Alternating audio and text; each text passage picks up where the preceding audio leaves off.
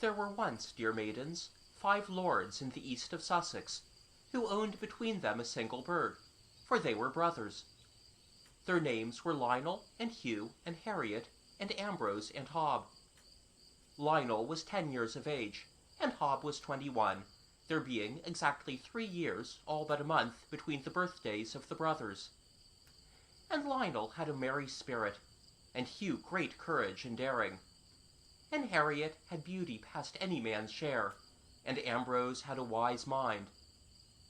But Hob had nothing at all for the world's praise, for he only had a loving heart, which he spent upon his brothers and his garden. And since love begets love, they all loved him dearly, and leaned heavily on his affection, though neither they nor any man looked up to him because he was a lord. Although he was the eldest, and in his quiet way administered the affairs of the burg, and of the people of Alfriston under the burg, it was Ambrose who was always thinking of new schemes for improvement, and Harriet who undertook the festivities. As for the younger boys, they kept the old place alive with their youth and spirits, and it was evident that later on Hugh would win honor to the burg in battle and adventure, and Lionel would draw the world thither with his charm.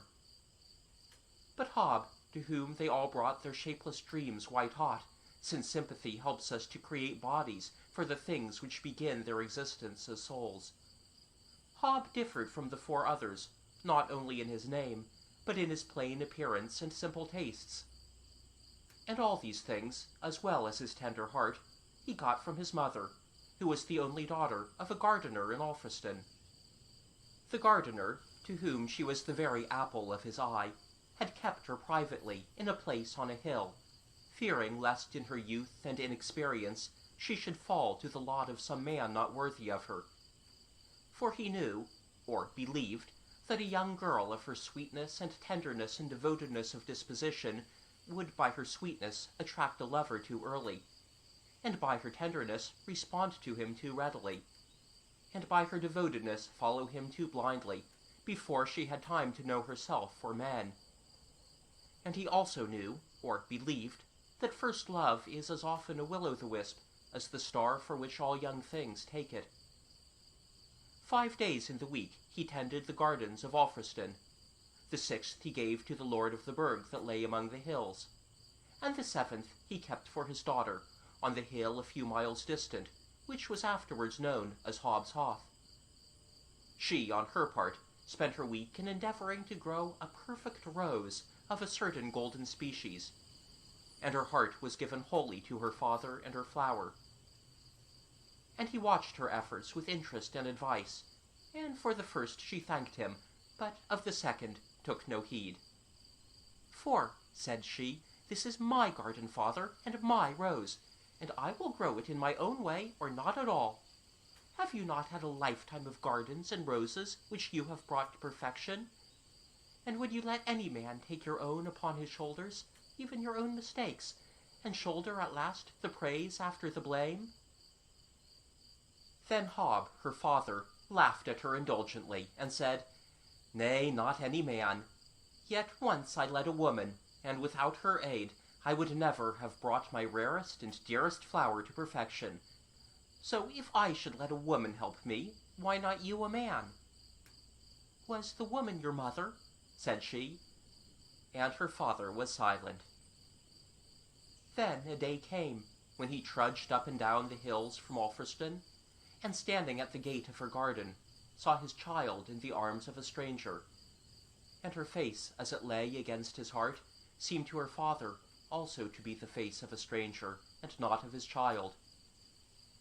He recognized in the stranger the lord of the burg, and he saw that what he had feared had come to pass, and that his daughter's heart would be no more divided between her father and her flower, for it was given whole to the lover who had first assailed it.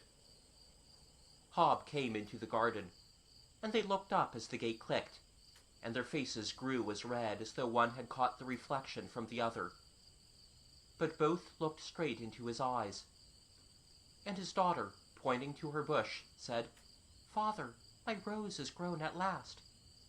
And he saw that the bush was crowned with a glorious golden bloom, perfect in every detail.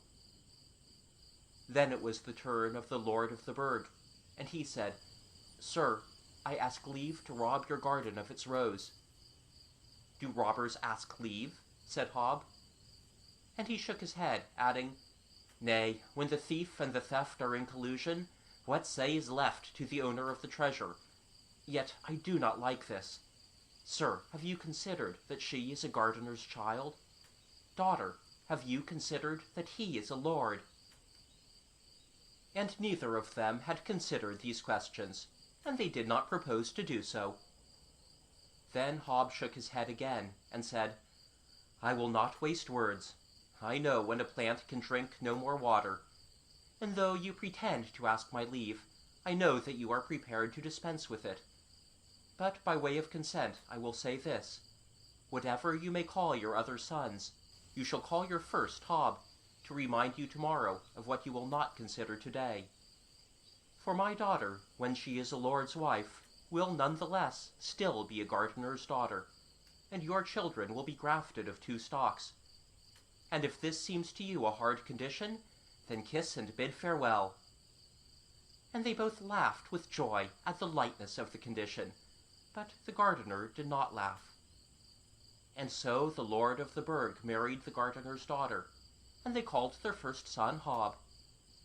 He was born on the 1st of August, and 35 months later Ambrose was born on the 1st of July, and in due course Harriet in June, and Hugh in May, and Lionel in April. And the Lord, loving his sons equally, made them equal possessors of the berg when in time it should pass out of his hands. Which, since men are mortal, presently came to pass, and there were 5 lords instead of 1. It happened on a roaring night of March, when the wind was blustering over the barren ocean of the East Downs, and Lionel was still a boy of 10, but soon to be 11, that the 5 brothers sat clustered about the great hearth in the hall, roasting apples and talking of this and that. But their talk was fitful, and had long pauses in which they listened to the gusty night, which had so much more to say than they. And after one of the silences, Lionel shuddered slightly, and drawing his little stool close to Hob, he said, "It sounds like witches." Hob put his big hand round the child's head and face, and Lionel pressed his cheek against his brother's knee. "Or lions," said Hugh, jumping up and running to the window, where he flattened his nose to stare into the night.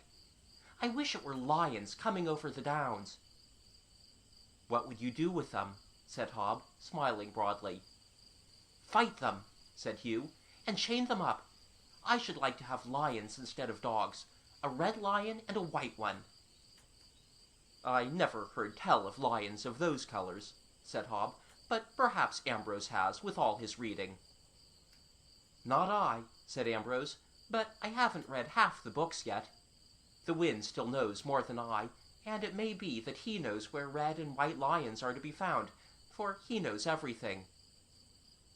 "And has seen everything," murmured Harriet, watching a lovely flame of blue and green that flickered among the red and gold on the hearth. "And has been everywhere," muttered Hugh. "If I could find and catch him, I'd ask him for a red and a white lion." "I'd rather have peacocks," said Harriet, his eyes on the fire. "What would you choose, Ambrose?" asked Hob. "Nothing," said he, "but it's the hardest of all things to have, and I doubt if I'd get it. But what business have we to be choosing presents? That is Lionel's right before ours, for isn't his birthday next month? What will you ask of the wind for your birthday, Law?" Then Lionel, who was getting very drowsy, smiled a sleepy smile, and said, "I'd like a farm of my own in the downs, a very little farm, with pink pigs and black cocks, and white donkeys and chestnut horses no bigger than grasshoppers and mice, and a very little well, as big as my mug, to draw up my water from, and a little green paddock the size of my pocket handkerchief, and another of yellow corn, and another of crimson trefoil. And I would have a blue farm wagon no larger than Hob's shoe, and a haystack half as big as a seed cake, and a duck pond that I could cover with my platter. And I'd live there and play with it all day long, if only I knew where the wind lives, and could ask him how to get it." Don't start till tomorrow, jested Ambrose. Tonight you're too sleepy to find the way. Then he turned to his book, and Hugh was still at the window, and Harriet gazing into the fire. And as he felt the child's head droop in his hand, Hob picked him up in his arms and carried him to bed. And he alone of all those brothers had made no choice, nor had they thought to ask him, so accustomed were they to see him jog along without the desires that lead men to their goals, such as Ambrose's thirst for knowledge, and Harriet's passion for beauty, and Hugh's lust for adventure, and Lionel's pursuit of delight. And yet, unknown to them all, he had a heartfelt wish, which among other things he had inherited from his mother. For on a height west of the berg he had made a garden, where, like her, he labored to produce a perfect golden rose. But so far luck was against him, though his height, which was therefore spoken of as the gardener's hill, bloomed with the loveliest flowers of all sorts imaginable.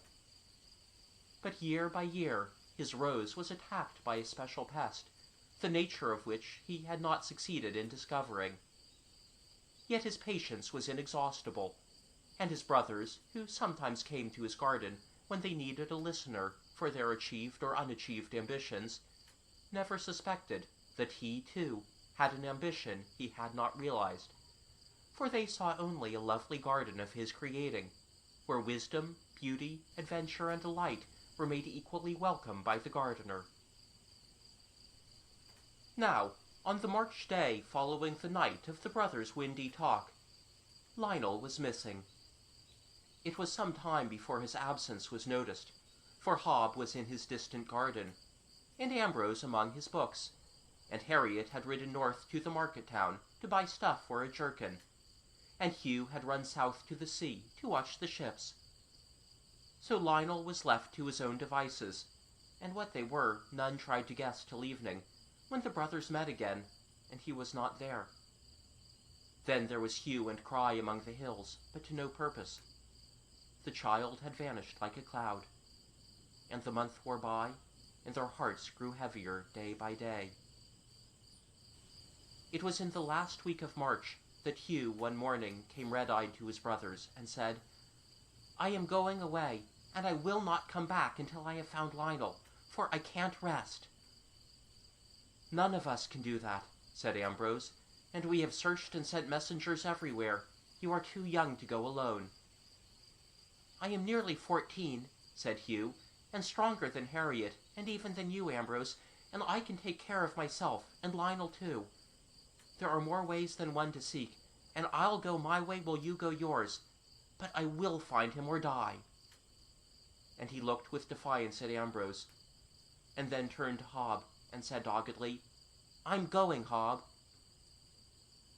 Hob, who himself sought the hills unwearyingly day after day, and then sat up 3 parts of the night attending to the duties of the berg, said, "Go, and God bless you."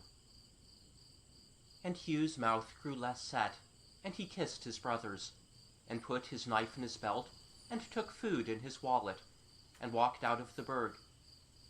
He followed the grass track to the north, and had walked less than half an hour, when the wind took his cap, and blew it into the middle of a pond, where it lay soddening out of reach. So he took off his shoes and walked into the pond to fetch it out, stirring up the yellow mud in thick, soft clouds.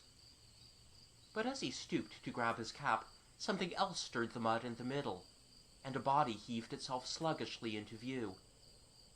At first Hugh thought it must be the body of a sheep that had tumbled into the water, but to his amazement the sulky head of an old man appeared.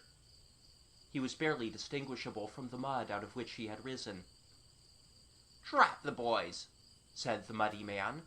"Will they never be done with disturbing the newts and me? Drat 'em, I say." "Who are you?" demanded Hugh, staring with all his might. "Jerry I am, and this is my pond. Why can't you leave me in peace?" "The wind took my cap," said Hugh. "Findings keepings," said the muddy man, taking the cap himself, "and windfalls on this water is mine. So I'll keep your cap, and it's the second wind's brought me this march. and if you're in want of another, you'd best go to where Wind lives and ask him for it like the other one. But he said he'd ask for a toy farm instead." "A toy farm?" shouted Hugh. "Go away, and don't deafen a body," said Jerry, and prepared to sink again. But Hugh caught him by the hair and said fiercely, "Keep my cap if you like, but I won't let you go until you tell me where my brother went." "Your brother, was it?" growled the muddy man. "He went to High and Over, dancing like a sunbeam." "What's High and Over?" "Where Wind lives." "Where's that?" "Find out," mumbled the muddy man. And he wriggled himself out of Hugh's clutch, and buried himself like a monstrous newt in the mud. And though Hugh groped and fumbled shoulder deep, he could not feel a trace of him. "But," said he, "there's at least a name to go on." And he got out of the pond, and went in search of High and Over. And his brothers waited in vain for his return, and the heaviness of 4 hearts was now divided between 3, and doubled because of another brother lost. But on the 1st of April, which was Lionel's birthday, Lionel came back. Or rather, Hob found him in a valley north of his garden hill, when he was wandering on one of his forlorn searches. And when he found him, Hob could not believe his eyes, for the child was sitting in the middle of the prettiest plaything in the world.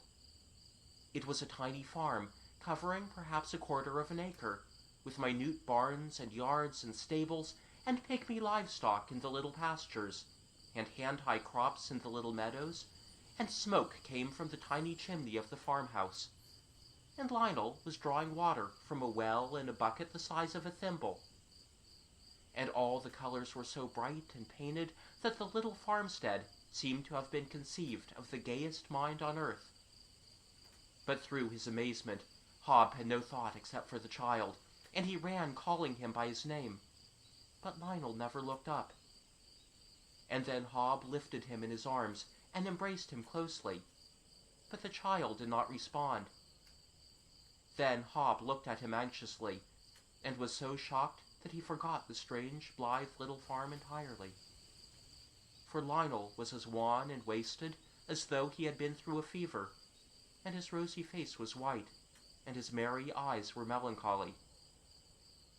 And suddenly, as Hob clasped him, he flung his arms round his big brother's neck, and buried his face in his bosom, and wept bitterly. Then Hob tried to soothe and comfort him, asking him little questions in a coaxing voice. Where has the child been? Why did he run away and leave us? Where did he get this pretty, wonderful toy?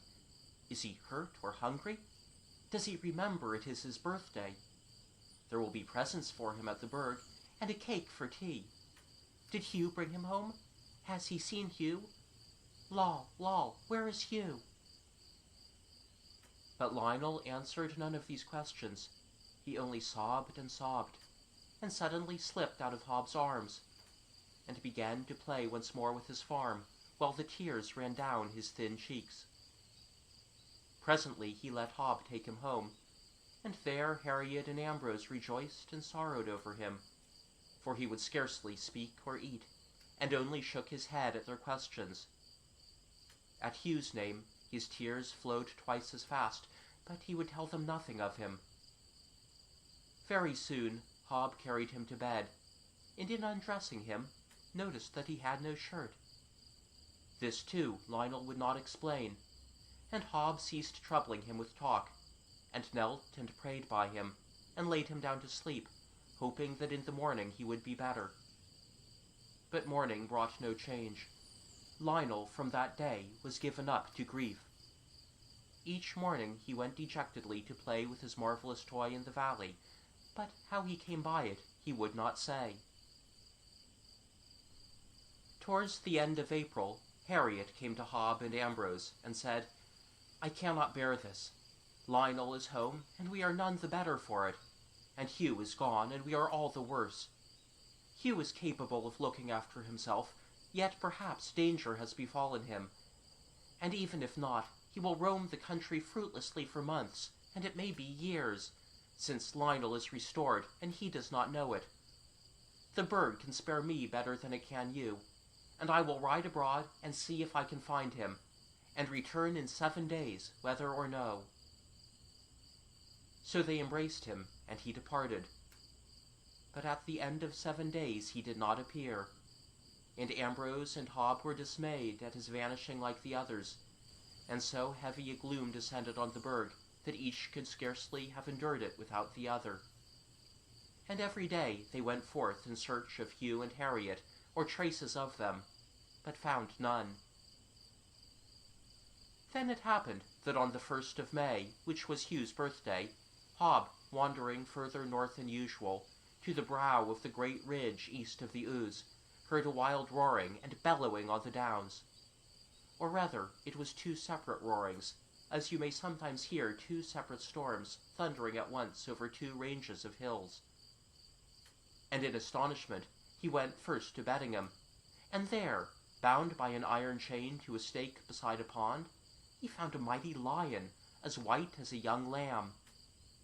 But he had not a lamb's meekness, for he ramped and raved in a great circle around the stake, and his open throat set in his shaggy mane looked like the red sun seen upon white mist. Hob rubbed his eyes and turned towards Ilford, where the second roaring sought to outdo the first. And there, beside another pond, he found another stake and chain, and a lion exactly similar, except that he was as red as a rose. But he had not a rose's sweetness, for he snarled and leaped with fury at the end of his chain, and his flashing teeth under his red muzzle looked like the blossom of the scarlet runner. And then, turning about for an explanation of these wonders, Hob saw what drove them from his mind. The figure of Hugh, crouched in a little hollow, and shaking like a leaf. Hob ran towards him with a shout, and at the shout Hugh leaped to his feet, with the eyes of a hunted hare, and looked on all sides, as though seeking where to hide. But Hob was soon beside him, with his arm round the boy's shoulder, and gazing earnestly into his face. "Why, lad," said he, "do you not know me again?" Hugh stole a glance at him, and suddenly smiled and nodded, and tried to answer, but could not for the chattering of his teeth, and he clung hard to his brother's side, and shuddered from head to foot. "Are you ill, Hugh?" Hob asked him, bewildered at the boy's unlikeness to himself. "No, Hob," said Hugh, "but need we stay here now?" "Why, no," said Hob gently. "We will go when you like. Where do these beasts come from?" Hugh set his lips and began to move away. Hob went beside him and said, "Lionel is home, but Harriet is lost. Have you seen Harriet?" Hugh hesitated, and then stammered, "No, I have not seen him." And Hob knew that he had lied. Hugh, who had always been as fearless of the truth as of anything else. So after that he asked no more, fearing to get another lie for an answer. And he led Hugh home, supporting him with his arm, for he was full of fits and starts and shiverings. If a lump of chalk rolled under his shoe, he blanched and cried, "What's that?" And once when a field mouse ran across the path, he swooned. Then Hob, opening his tunic at the neck, saw that nothing was between it and his body, for he, like Lionel, was without his shirt. They got back to the berg, and Hob found Ambrose and told him how it was. And Ambrose came to Hugh and talked with him, and turned away with knitted brows, for here was a puzzle not dealt with in his books. And May went by in miserable fashion, with Lionel spending the days in playing mournfully beside his farm, and Hugh in cowering abjectly between his lions.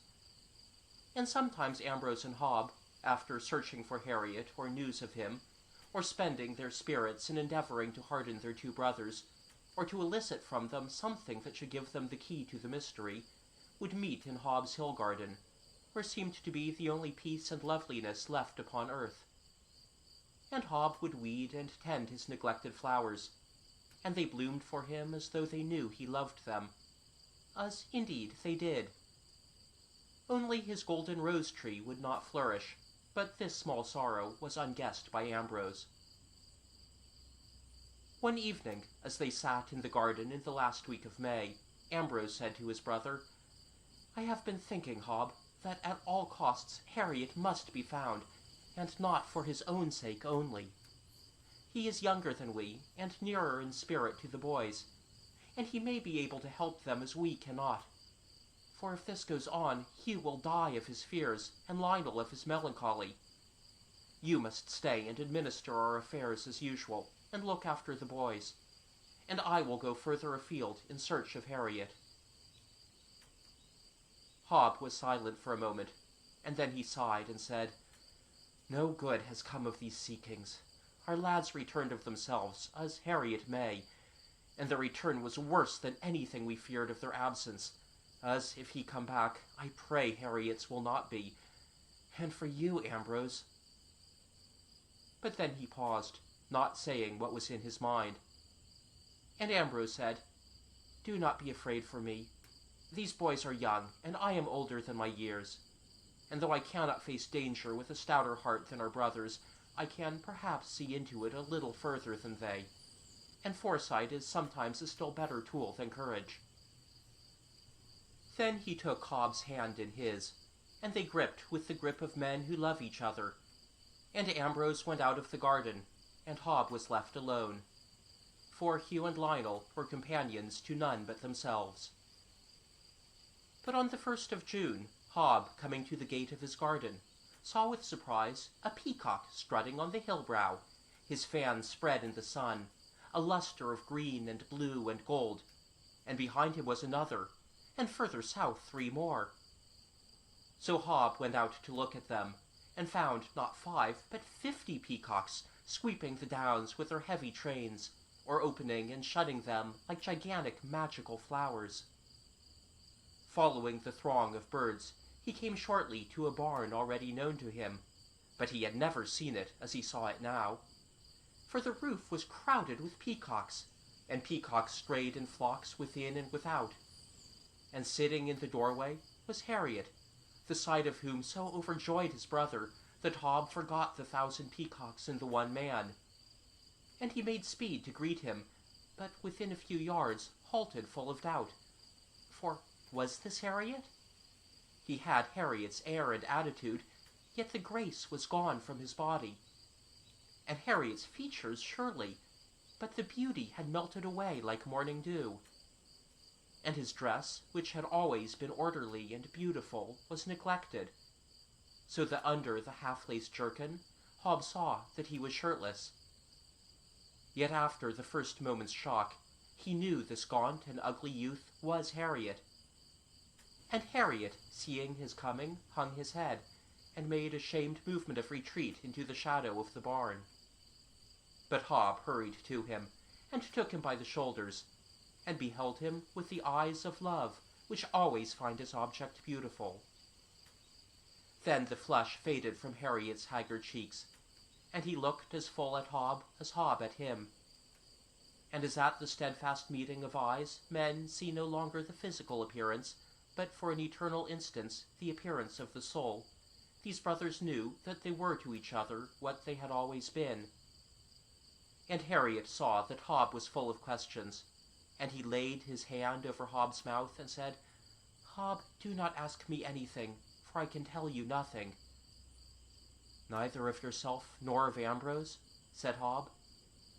"Nothing," repeated Harriet. So Hob left his questions unspoken, and as they went home together, told Harriet of Hugh's return, and what had happened to him. And Harriet heard it without comment. And in the evening, when Lionel and Hugh returned, they had nothing to say to Harriet, nor he to them. And it seemed to Hob that this was because, between these 3, everything was understood. It was a lonely June for Hob, with his eldest brother away, and the 3 others spending all their days beside their strange possessions, which brought them no tittle of joy. And had it not been for his garden, he would have felt utterly bereft. Yet here, too, failure sat heavily on his heart.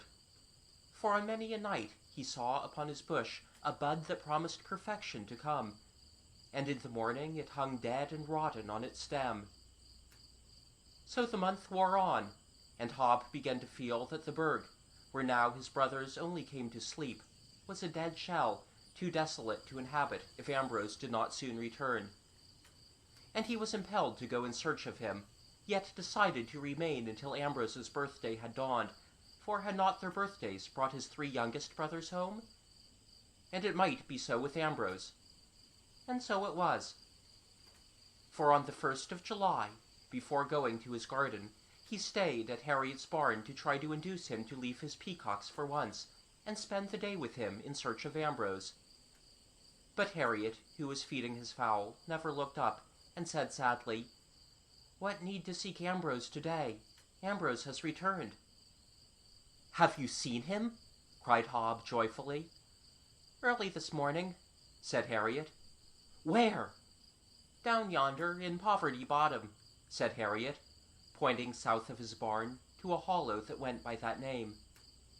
For there was a dismal habitation that had fallen into decay, a skeleton of a hut with only 2 rotting walls, and a riddled thatch for a roof. And it was worse than no habitation at all, for what might have been a green and lovely vale was made desolate and rank with disused things, rusting among the lumber of bricks and nettles. It was enough to have been there once, never to go again. And Hob had been there once. But now, at Harriet's tidings, he ran down the hill a second time, as though it led to paradise, calling Ambrose as he went. And getting no answer, he began to fear that either Harriet was mistaken, or Ambrose had gone away. His fears were unfounded, for coming to the bottom he found Ambrose. Yet he had to look twice to make sure it was he. For he was dressed only in rags, and less in rags than nakedness. And his skin was dirty, and his hair unkempt. He was stooping about the ground gathering flints, which he dropped into a battered pail he had found among the litter. But as the pail had no bottom, the flints dropped through, and a small trail of them marked his passage over the rank grass. Hob strode towards him with dread in his bosom, and laid his hand on Ambrose's wild head, saying his name again. And at this his brother looked up, and eyed him childishly, and said, "Who is Ambrose?" And then the dread in Hob took a definite shape, and he saw with horror that Ambrose had lost his wits. At that knowledge, and the sight of his neglected body and pitiful, foolish smile, Hob turned away and sobbed. But Ambrose, with a little random laugh, continued to drop flints in his bottomless bucket, and no word of Hob's could win him from that place. Then Hob went back to the berg alone, and buried his face in his hands, and thought. He thought of the evil which had fallen upon his house, the nature of which was past his brother's telling, and far beyond his guessing. And he said to himself, "I have done the best I could in governing the affairs of the berg and of our people since the others were younger than I. But I see I have been selfish, keeping safety for my portion while they went into danger. And now there is none to set this evil right but I, and if I can, I must follow the way they went, and do better than they at the end of it. And if I fail, as how should I succeed where they have not? And if, like them, I too must suffer the dreadful loss of a part of myself, let it be so, and I shall at least fare as they have fared, and we will share an equal fate. Though what I have to lose I know not, to match their bright and noble qualities."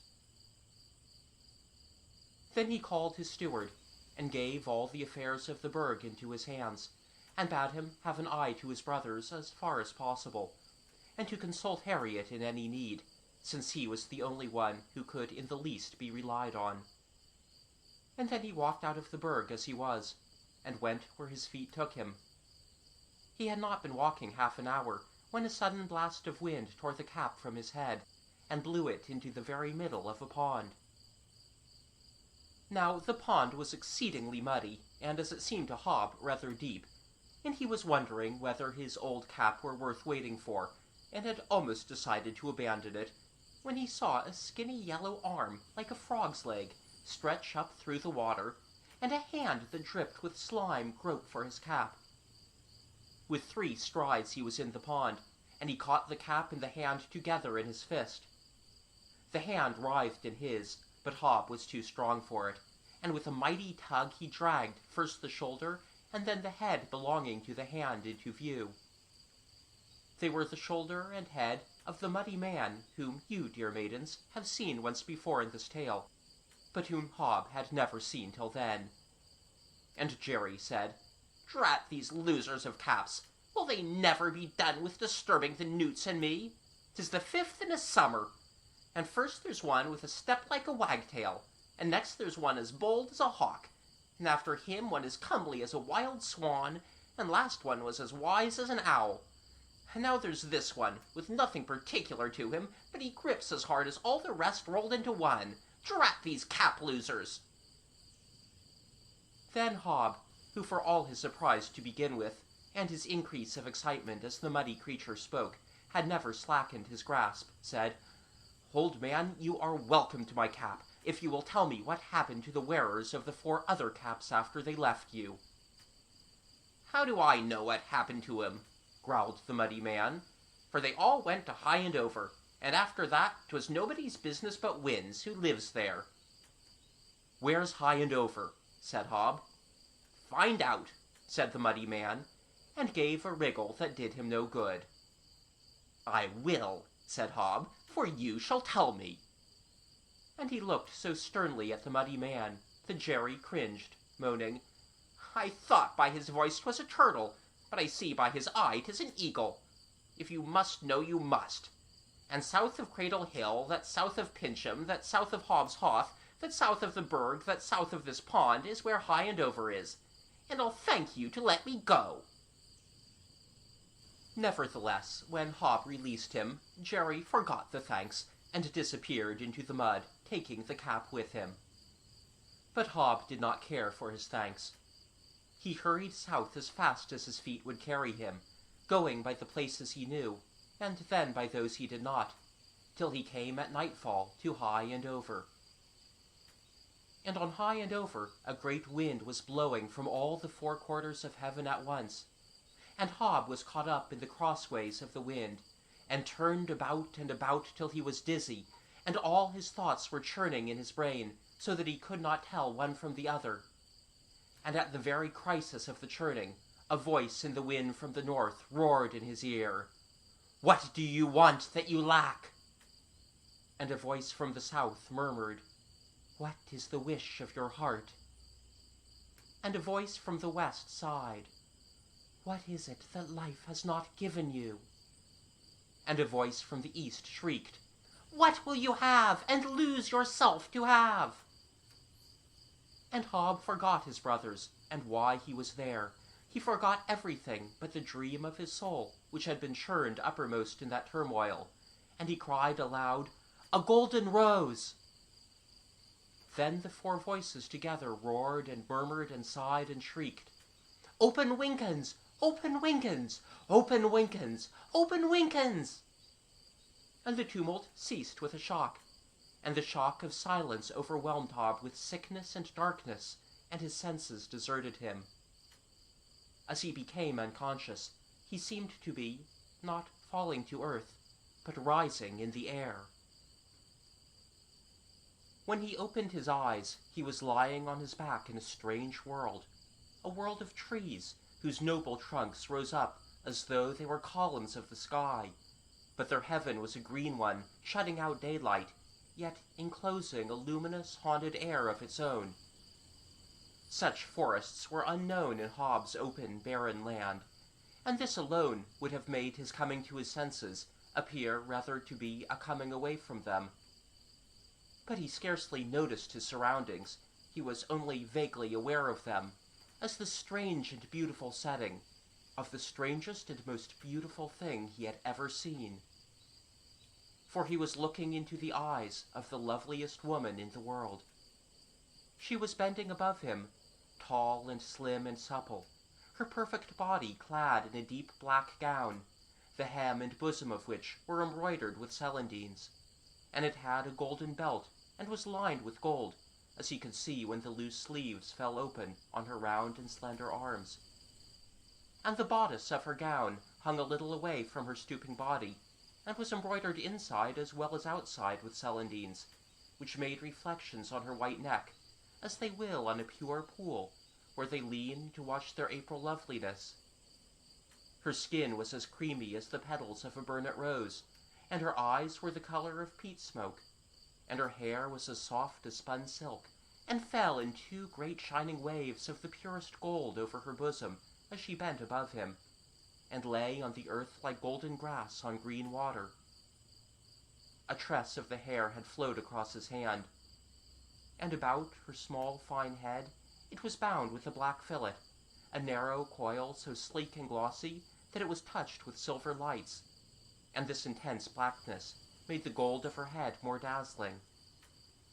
And Hob lay there bewildered under the spell of her loveliness, asking nothing but to lie and gaze at it forever.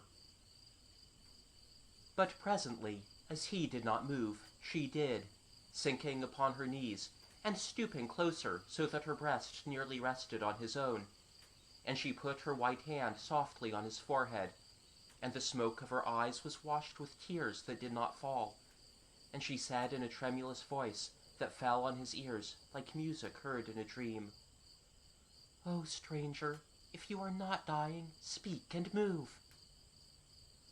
Then Hob raised himself slowly on his elbow, and as she did not stir, their faces were brought very close together, and not for an instant had they taken their eyes from each other. And he said in a low voice, not knowing either his voice or his own words, "I am not dying, but I think I must be dead." And suddenly the woman broke into a rain of tears, and she sank into his arms with her own about his neck, and she wept upon his heart as though her own were breaking. After a few moments she lifted her head, and Hob bent his to meet her quivering mouth. But before his lips touched hers, she tore herself from his hold, and fled away through the trees. Hob leapt to his feet, and scarcely knowing what he said, cried, "Love, don't be afraid!" And he made no attempt to follow her, but stood where he was. He saw her halt in the distance, and turn and hesitate, and struggle with herself as to her coming or going. At last she decided for the former, and came slowly between the pillars of the trees, until she stood but a few paces from him with lowered lids. And she said sweetly, "Forgive me, stranger, but I found you here like one dead, and when you opened your eyes the fear was still on me, and when you moved and spoke the relief was too great, and I forgot myself and did what I did." Then Hob said gently, but with his heart beating on his ribs as fast as a swallow's wings beat the air, "I thought you did what you did because at that moment you knew, and I knew also, that it was your right forever to weep and to laugh on my heart, and mine to bear forever your laughing and weeping. But if it was not with you as with me, say so, and I will go away and not trouble you or your strange woods again." Then the woman came quickly to him, and seized his hands, saying, half agitated, half commanding, "It was with me as with you, and you shall stay with me forever in these woods, and I will give you the desire of your life." "And what shall I give you?" said Hob. "Whatever is nearest to yourself," she whispered, "the dearest treasure of your soul." And she looked at him with eyes full of passions which he could not fathom, but among them he saw terror. And with great tenderness he drew her once more to his heart, putting his strong and steady arms around her like a shield, and he said, "Love, whose name I do not know, what is nearer to myself than you? What dearer treasure has my soul than you? If I am to give you this, it is yourself I must give you, and I will restore to you whatever it is that you have lost through the agony in your soul. Be at peace, my love, whose name I do not know." And holding her closely to him, he bent his head and kissed her lips, and a great shudder passed through her, and then she lay still in his arms, with her strange eyes half closed, and slow tears welling between the lids and hanging on her cheeks like the rain on the rose. And she let him quiet her with his big hands that were so used to care for flowers. Presently she lifted his right hand to her mouth and kissed it before he could prevent her. Next she drew herself a little away from him, hanging back in his arms and gazing into his face as though her soul were all a question, and his was the answer that she could not wholly read. And last she broke away from him with a strange laugh that ended on a sob. Hob said, "Will you not tell me what makes you unhappy?" "I have no unhappiness," she answered, and quenched her sob with a smile as strange as her laugh. "My foolish lover, are you amazed that when her hour comes a woman knows not whether she is happy or unhappy? Oh, when joy is so great that it has come full circle with pain, what wonder that laughter and weeping are one?" And Hob believed her, for ever since he had opened his eyes upon her, he had felt in his own heart more joy than he could bear, and he knew that for this there is no remedy except to find a second heart to help in the bearing. And he knew it was the same with her. But now he saw that she was free for a while from the excess of joy. And indeed these respites must happen, even to lovers, for their own sakes, lest they sink beneath the heavenly burden of their hearts. And her smile was like the diver's rise from his enchanted deeps, to take again the common breath of man. And Hob also smiled, and said, "Come now, and tell me your name.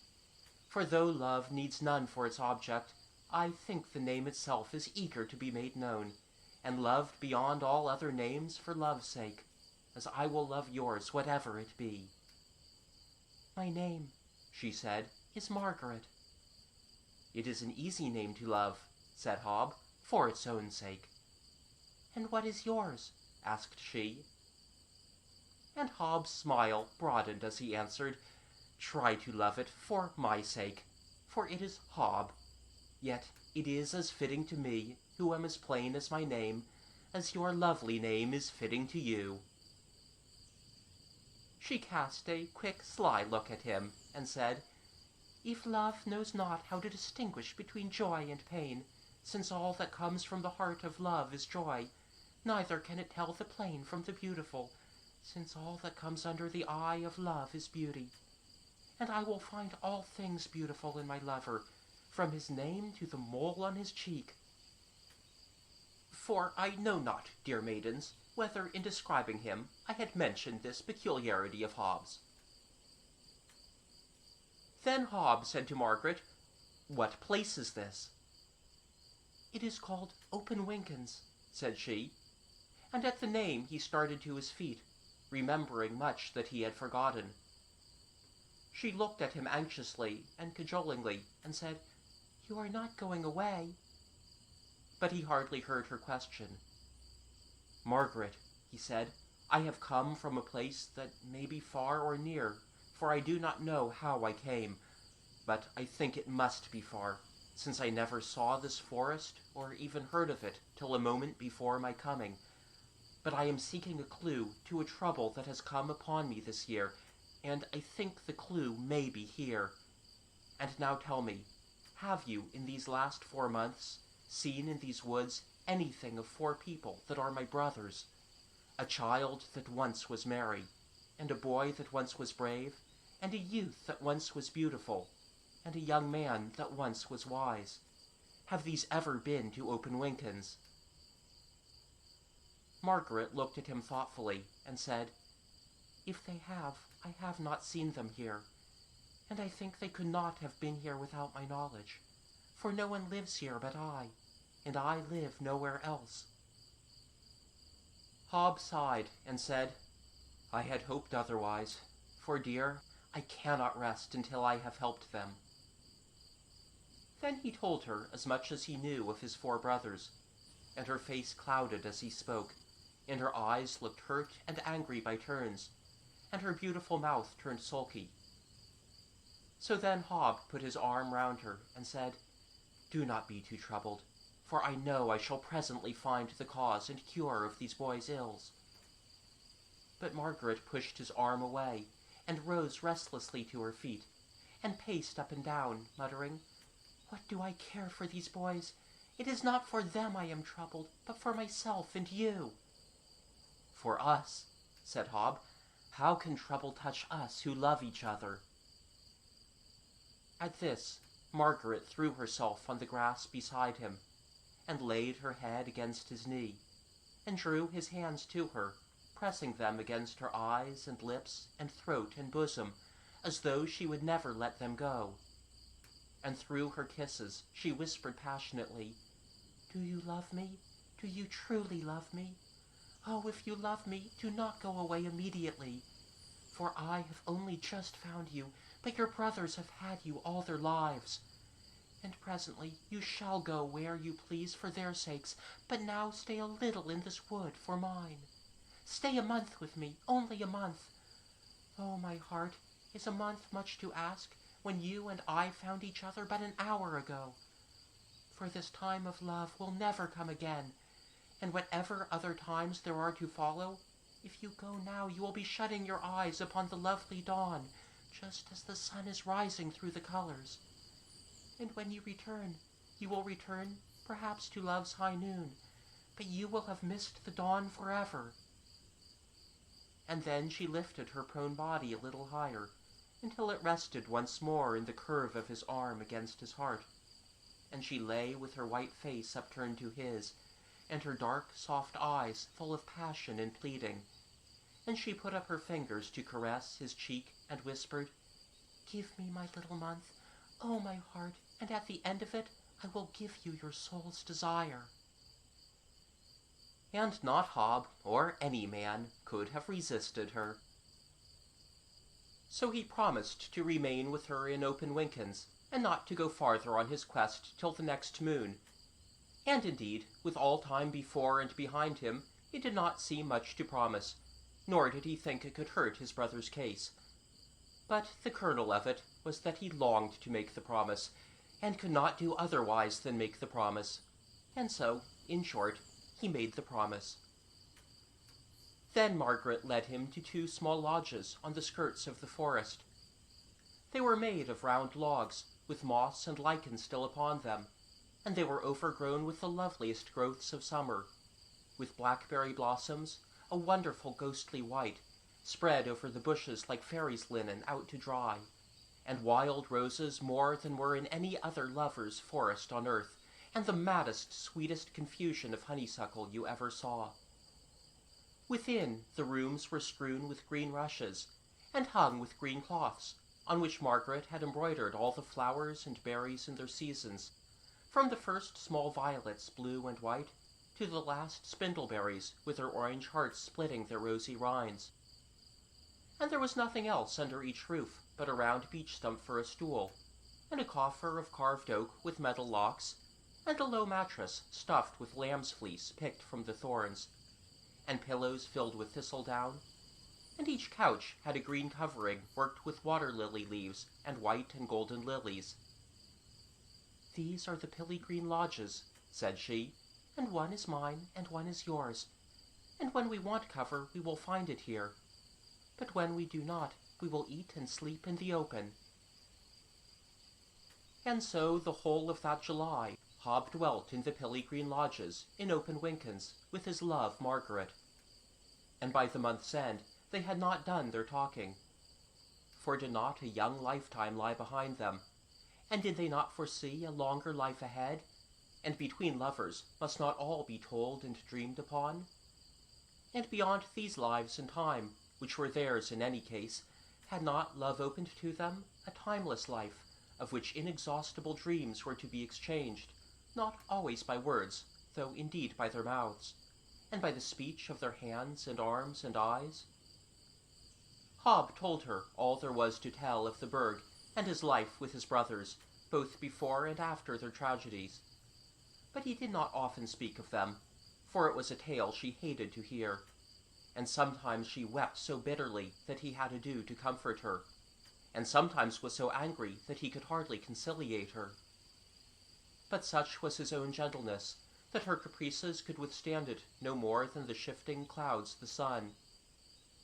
And Margaret told him of herself, but her tale was short and simple, that her parents had died in the forest when she was young, and that she had lived there all her life, working with her needle, twice yearly taking her work to the cathedral town to sell, and with the proceeds buying what she needed, and other cloths and silk and gold with which to work. She opened the coffer in Hobbs' lodge, and showed him what she did. Veils that she had embroidered with cobwebs hung with dew, so that you feared to touch them, lest you should destroy the cobweb and disperse the dew. And girdles thick set with flowers, so that you thought Spring herself on a warm day had loosed the girdle from her middle and lost it. And gowns worked like the feathers of a bird, some like the plumage on the wood-dove's breast, and others like a jay's wing. And there was a pair of blue slippers, so embroidered that as they appeared and disappeared beneath a flowing skirt with reeds and sallows rising from a hem of water, you thought you had seen kingfishers. And there were tunics overlaid with dragonflies' wings, and their delicate jointed bodies of green and black and yellow, and chalk-hill blue. And caps all gay with autumn berries, scarlet rose-hips and wine-red haws, and the bright bryony, and spindle with its twofold gaiety. And one cap was all of wild clematis, with the vine of the traveller's joy twined round the brim, and the cloud of the old man's beard upon the crown. And Hobbs said, "It is magic. Who taught you to do this?" And Margaret said, "Open Winkens." Early in their talks he told her of his garden, and of the golden rose he tried to grow there, and of his failures. And Margaret knew by his voice and his eyes, more than by his words, that this was the wish of his heart. And she smiled and said, "Now I know with what I must redeem my promise, yet I think I shall be jealous of your golden rose." And Hob, lifting a wave of her glittering hair, and making a rose of it between his fingers, asked, "How can you be jealous of yourself?" "Yet I think I am," said she again, "for it was something of myself you promised to give me presently, and I would rather have something of you." "They are the same thing," said Hob, and he twisted up the great rose of her hair till it lay beside her temple under the ebony fillet. And as his hand touched the fillet he looked puzzled, and he ran his finger round its shining blackness, and exclaimed, "But this too is hair." Margaret laughed her strange laugh, and said, "Yes, my own hair, you discoverer of open secrets." And putting up her hands, she unbound the fillet, and it fell, a slender coil of black, amongst the golden flood of her head, like a serpent gliding down the sun-glade on a river. "Why is it like that?" said Hob simply. With one of her quick changes, Margaret frowned and answered, "Why is the black yew set with little lamps? Why does a black cloud have an edge of light? Why does a blackbird have white feathers in his body? Must things be all dark or all light?" And she stamped her foot, and turned hastily away, and began to do up her hair with trembling hands. And Hob came behind her, and kissed the top of her head. She turned on him, half angrily, half smiling, saying, "No, for you do not like my black lock." And Hob said very gravely, "I will find all things beautiful in my beloved, from her black lock to her blacker temper." Margaret shot a swift look at him, and saw that he was laughing at her with an echo of her own words, and she flung her arms about him, laughing too. "Oh, Hob," said she, "you pluck out my black temper by the roots." So with teasing and talking, and quarreling and kissing, and ever-growing love, July came near its close. And as love discovers or creates all miracles in what it loves, Hob for pure joy grew light of spirit, and laughed and played with his beloved, till she knew not whether she had given her heart to a child or a man. And again, when the happiness that was in his soul shone through his eyes, he was so transfigured that, gazing on his beauty, she knew not whether she had received the heart of a man or a god. And the truth was that at this time Hob was all three, since love, dear maidens, commands a region that extends beyond both birth and death, and includes all that is mortal in all that is eternal. And as for Margaret, she was all things by turns, sometimes as gay as sunbeams, so that Hob could scarcely follow her dancing spirit, but could only sun himself in the delight of it. And sometimes she was full of folly and daring, and made him climb with her the highest trees, and drop great distances from bough to bough, mocking at all his fears for her, though he had none for himself. And sometimes when he was downcast, as happened now and then for thinking on his brothers, she forgot her jealousy in tenderness of his sorrow, and made him lean his head upon her breast, and talk to him low as a mother to her baby, words that perhaps were only words of comfort, yet seemed to him infinite wisdom, as the child believes of its mother's tender speech. And at all times she was lovelier than his dreams of her. Not once in this month did Hob go out of the forest, which was confined on the north and northwest by big roads running to the world, and on all other sides by slopes of downland. But whenever in their wanderings they arrived at any of these boundaries, Margaret turned him back and said, "I do not love the open. Come away." But on the last day of the month they came upon a very narrow neck of the treeless down, a green ride carved between their wood and a dark plantation that lay beyond, so close as to be almost a part of Open Winkens, but for that one little channel of space. And Hob pointed to it and said, "That's a strange place. Let us go there." "No," said Margaret. "But is it not our own wood?" "How can you think so?" she said petulantly. "Do you not see how black it is in there? How can you want to go there? Come away." "What is it called?" asked Hob. "The Red Copse," said she. "Why?" asked Hob. "I don't know," said she. "Have you never been there?" asked Hob. "No, never. I don't like it. It frightens me." And she clung to him like a child. "Oh, come away." She was trembling so that he turned instantly, and they went back to the pilly green lodges, getting wild raspberries for supper on the way. And after supper they sang songs, one against the other, each sweeter than the last, and told stories by turns, outdoing each other in fancy and invention, and at last went happily to bed. But Hob could not sleep, for in the night a wind came up and blew 4 times round his lodge, shaking it once on every wall. And it stirred in him the memory of High and Over, and with the memory misgivings that he could not name. And he rose restlessly from his couch and went out under the troubled moon, for a windy rack of clouds was blowing over the sky. But through it she often poured her amber light, and by it Hob saw that Margaret's door was blowing on its hinges. He called her softly, but he got no answer, and then he called more loudly, but still she did not answer. "She cannot be sleeping through this," said Hob to himself, and with an uneasy heart he stood beside the door and looked into the lodge. And she was not there, and the couch had not been slept on, but on it lay her empty dress, its gold and black all tumbled in a heap, and on top of it was an embroidered smock. And something in the smock attracted him, so that he went quickly forward to examine it. And he saw that it was Harriet's shirt, that had been cut and changed and worked all over with peacock's feathers.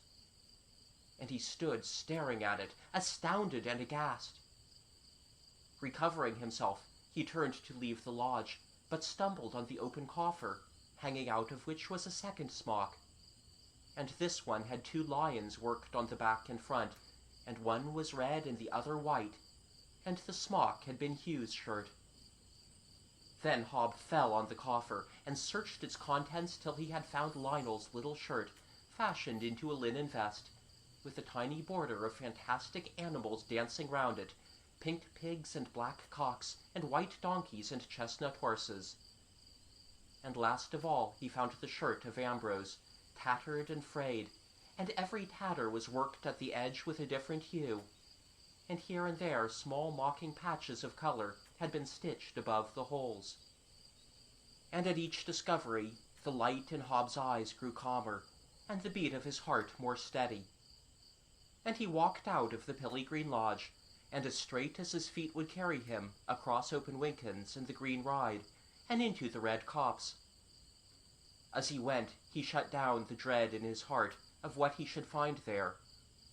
For, said Hob to himself, I shall need more courage now than I have ever had. It was black in the Red Copse, with a blackness blacker than night, and the wild races of moonlight that splashed the floors of Open Winkens were here unseen.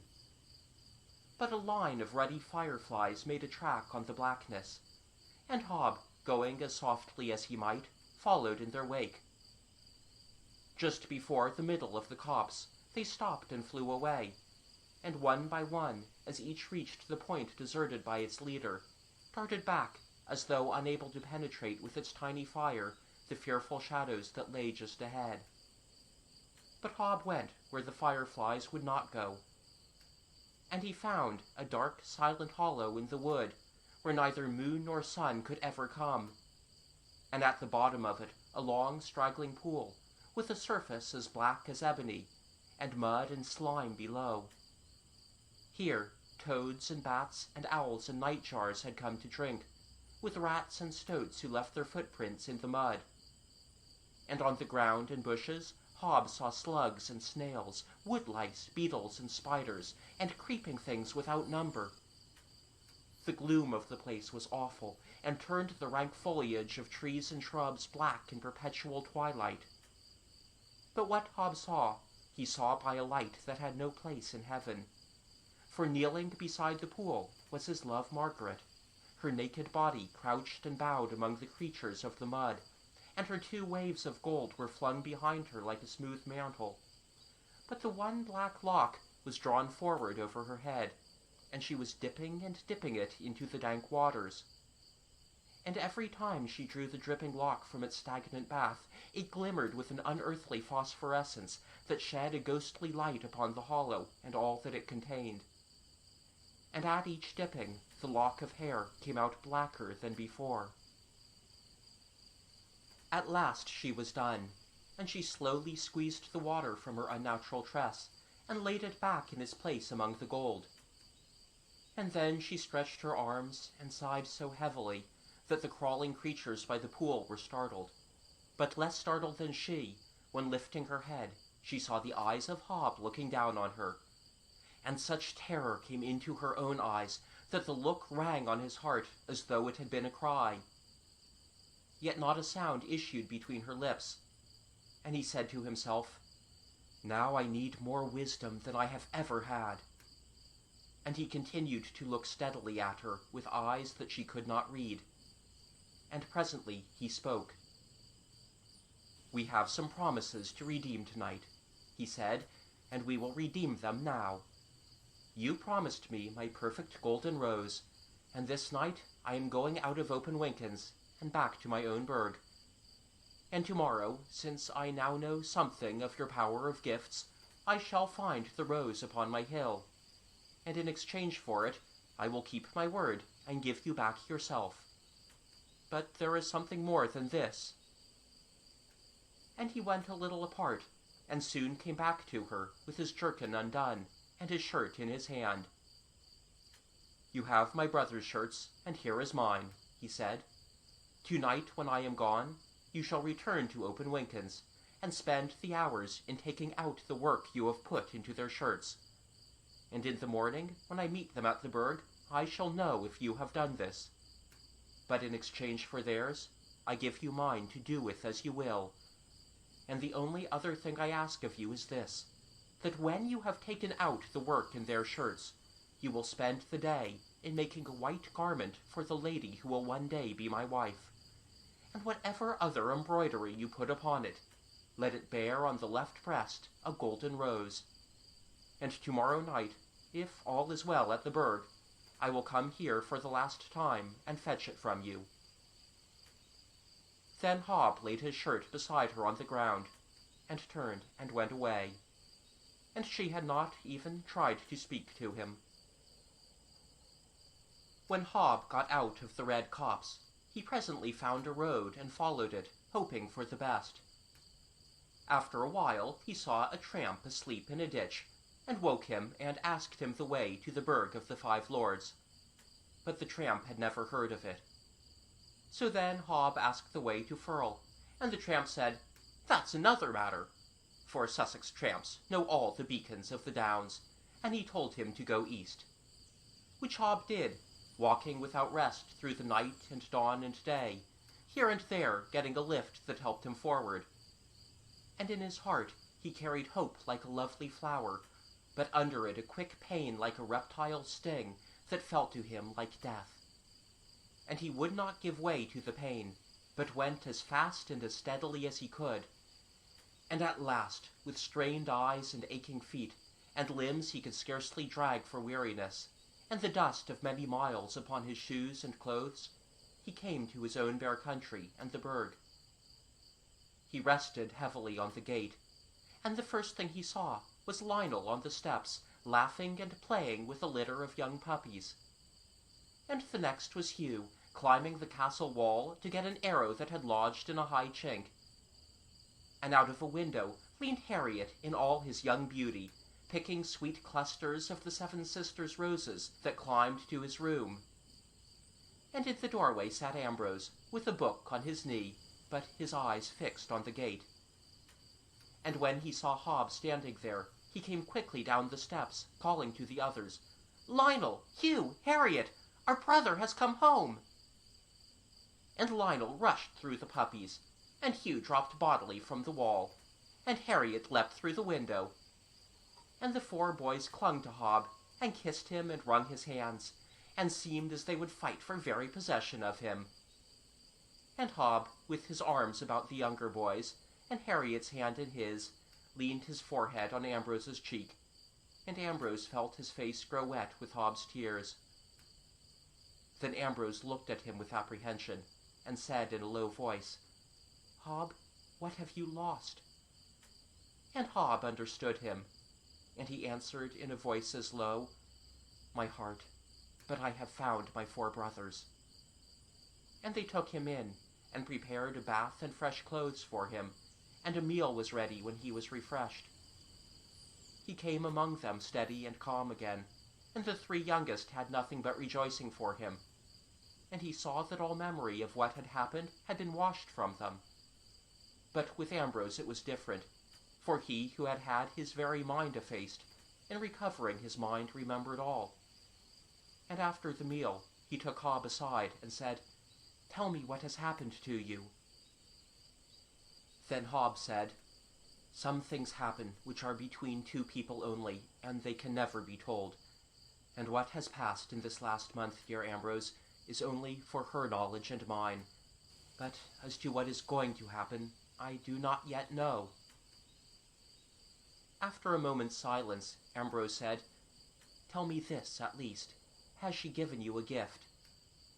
"She has given me you again," said Hob. "That is different," said Ambrose. "She has given us ourselves again, and our power to pursue the destiny of our natures. But no man is another man's destiny, and it was our error to barter our own powers to another in exchange for the small goals our natures desired. And so we lost a treasure for a trifle, for every man's power is greater than the thing he achieves by it. But what has she given you in exchange for what she has taken from you?" And as he spoke, he looked into Hob's gentle eyes, and thought that if he had lost his heart, it was a loss that had somehow multiplied his possession of it. "What has she given you?" he said again. "I shall not know," said Hob, "until I have been to my garden, and I must go alone, And afterwards, Ambrose, I must ride away for another night and day, but then I will return to the berg forever. So he got his horse, and went to the gardener's hill, and his garden was blazing with flowers like a joyous welcome. But when he approached the bush on which his heart was set, he saw a great gold bloom upon it that startled him with its beauty, until, coming closer, he perceived that all the petals were rotten at the heart, and coiled in the center was a small black snake. He plucked the rose from its stem, and as he looked at it his face grew bright, and he suddenly laughed aloud for joy. And he ran out of the garden, and got on his horse, and rode with all his speed to Open Winkens. When he got there, the moon had risen over the pilly green lodges, and Margaret sat on the door of her lodge in the moonlight, putting the last stitches into her work. But when she saw him coming, she broke her thread, and rose and averted her head. Then Hob dismounted, and came and stood beside her, and saw that in some way she was changed from the woman he knew.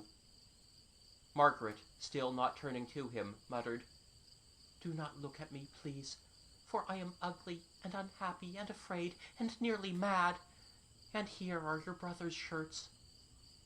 She gave him the 4 shirts, restored to themselves. He took them silently. "And here," continued Margaret, "is her wedding smock." And Hob took it from her, and saw that out of his own shirt, washed and bleached, she had made a lovely garment, and round it, from the hem upward, ran a climbing briar of exquisite delicacy, and with a beautiful design of spines and leaves.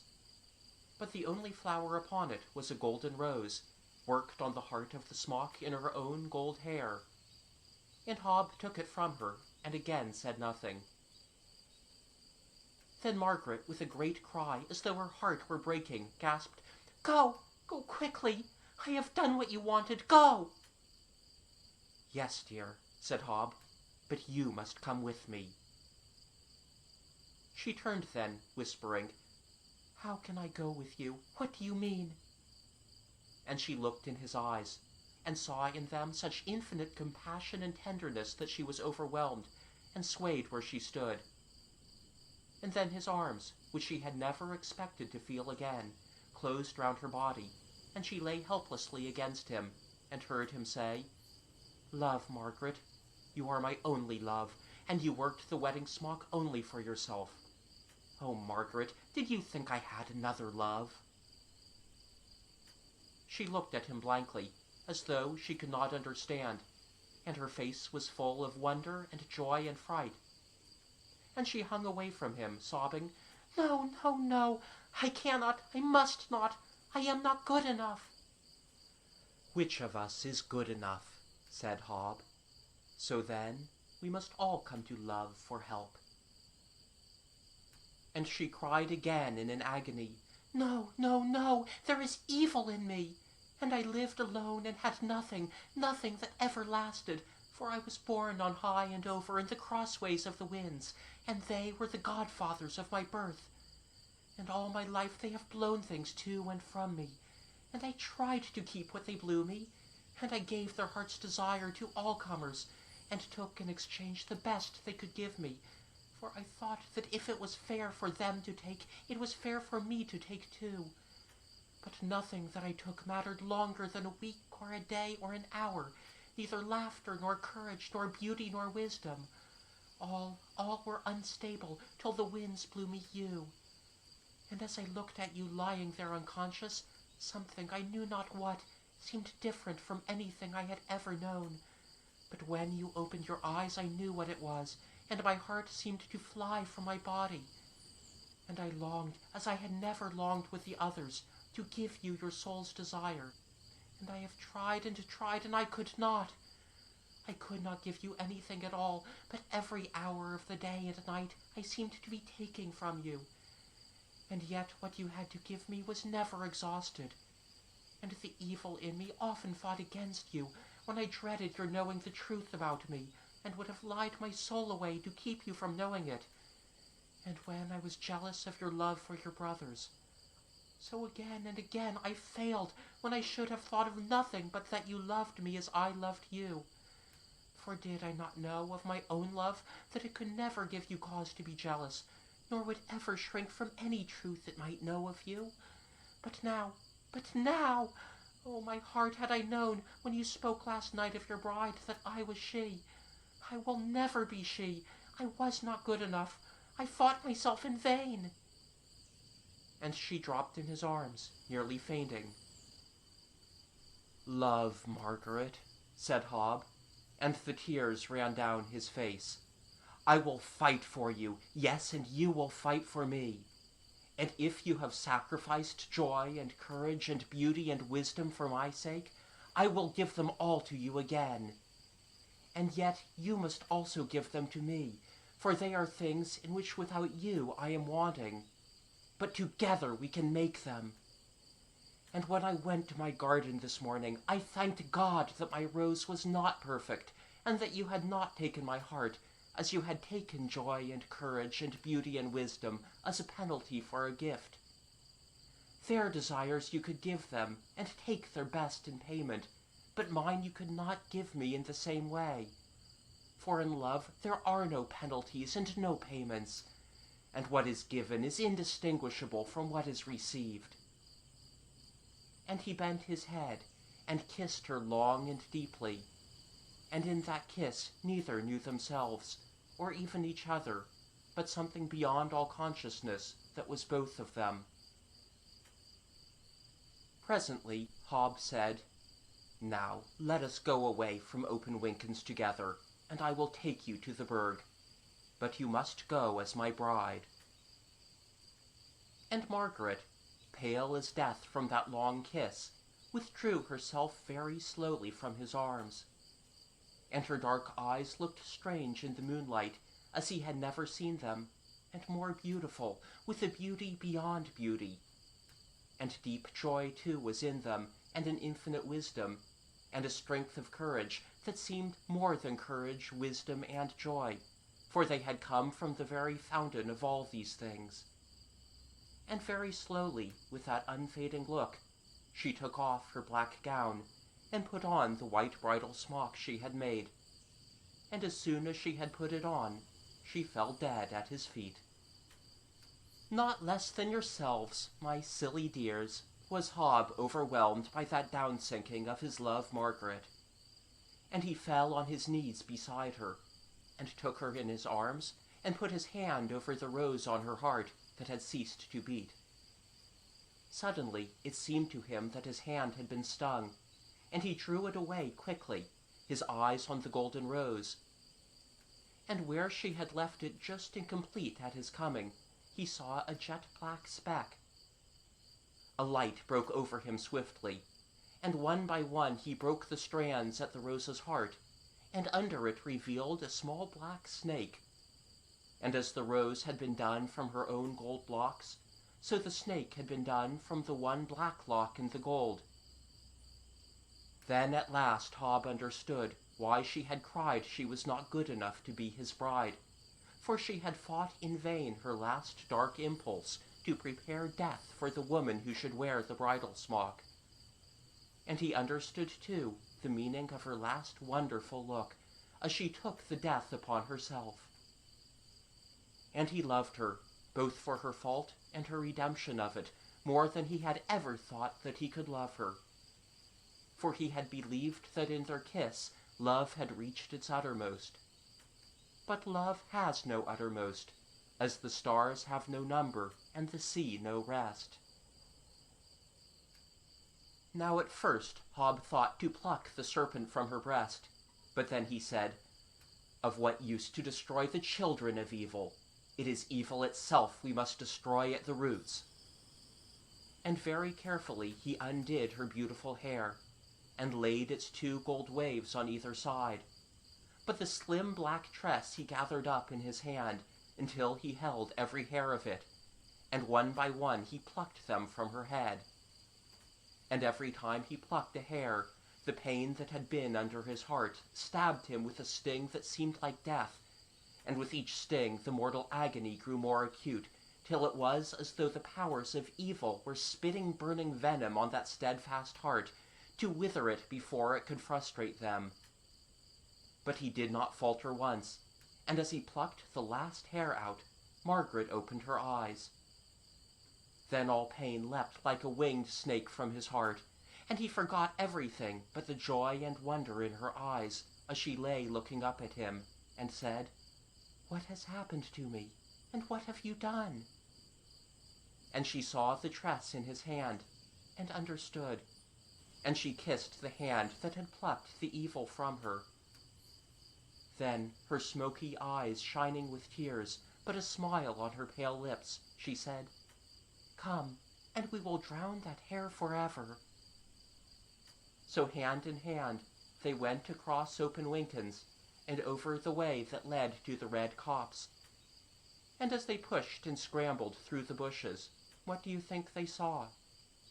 First a shimmering light round the edge of the pool, and then a sheet of moon daisies, the largest, whitest, purest blooms that ever were. And they stood there on their tall, straight stems of tender green in hundreds and hundreds, guarding and sanctifying the place. It was like a dark cathedral with white lilies on the high altar.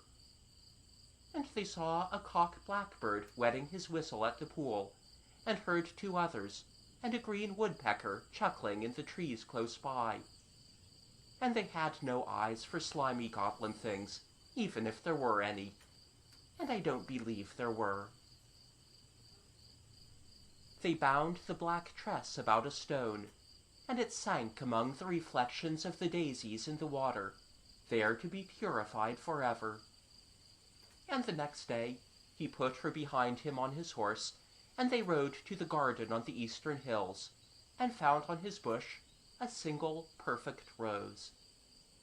And as she had given it to him, Hob straightway plucked and gave it to her, for that is the only way to possess a gift. And then they went together to the berg, and very soon after there was a wedding.